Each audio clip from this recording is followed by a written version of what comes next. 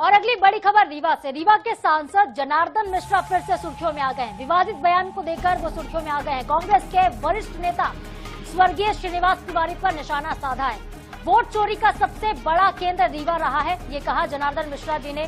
श्रीनिवास तिवारी के राज में एक कमरे से 1000 से ज्यादा वोट निकलते थे। श्रीनिवास को लेकर कई बार विवादित बयान दे चुके रीवा के सांसद जनार्दन मिश्रा और एक बार फिर से भरे मंच से श्रीनिवास तिवारी को घेरा है। उन पर कई गंभीर आरोप लगाए हैं। कहा है कि उनके जमाने में एक कमरे में 1000 वोट हुआ करते थे।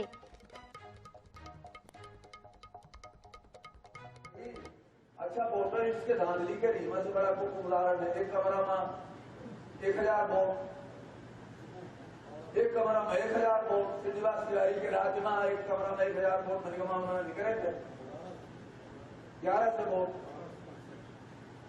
हम इंतजार करने वाले हैं। तो एक कमरे से हजारों वोट निकलते थे, ये बड़ा बयान जनार्दन मिश्रा का। देखिए, बयान महत्वपूर्ण इसलिए भी हो जाता है, विवादित इसलिए हो जाता है क्योंकि वो अपनी ही पार्टी पर सवाल उठा रहे हैं। और पहली दफा ऐसा नहीं है जब जनार्दन मिश्रा ने श्रीनिवास तिवारी के नाम पर कुछ कहा हो। इसके पहले भी वो कई बार इस तरह की बयानबाजी कर चुके हैं।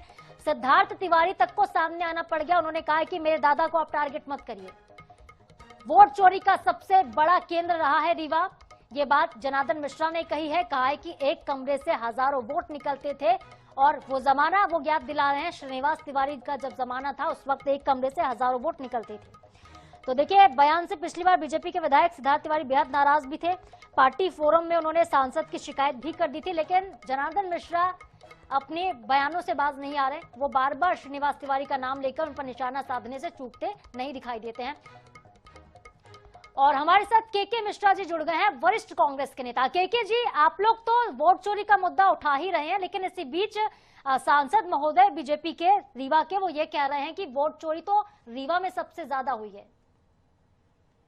देखिएगा, जनार्दन मिश्र जी जो कह रहे हैं वो कुछ भी कहने के आदी हैं, उनकी पहचान बन चुकी है। भारतीय जनता पार्टी ही उन्हें सीरियस नहीं लेती है।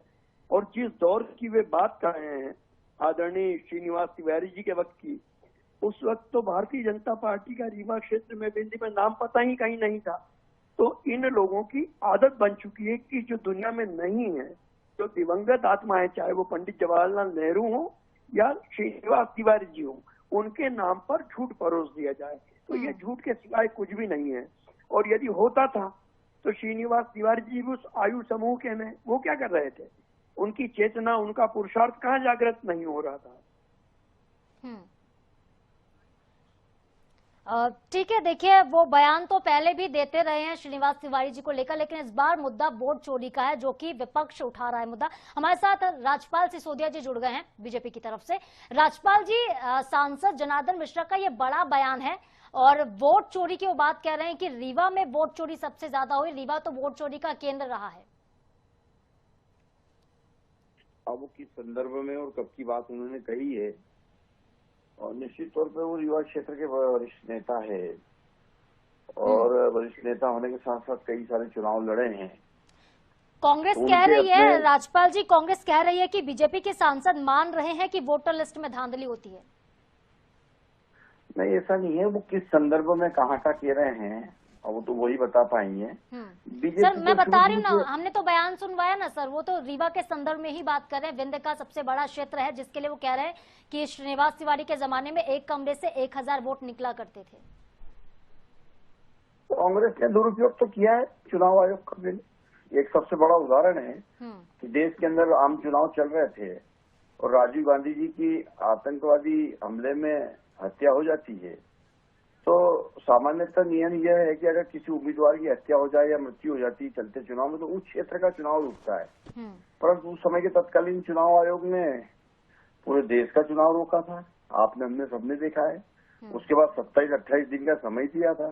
फिर राजीव जी की हस्तियों को लेकर पूरे देश भर में यात्राएं निकली और यात्राओं के बाद में फिर चुनाव होता है और उस चुनाव में फिर कांग्रेस को बहुमत मिलता है। और वो जो उस समय के तत्कालीन चुनाव आप मानते हैं सर कि उस वक्त वोट चोरी हुई थी, लेकिन आज जब कांग्रेस पार्टी इसी मुद्दे को उठा रही, कांग्रेस नहीं बल्कि पूरा विपक्ष के समय में होता था ये सब कांग्रेस के समय में होता था, परंतु इस देश के अंदर जब से ठीक है के जी, आपके समय में होता था, भारतीय जनता पार्टी के समय में नहीं होता है, सीधे कह रहे हैं वो।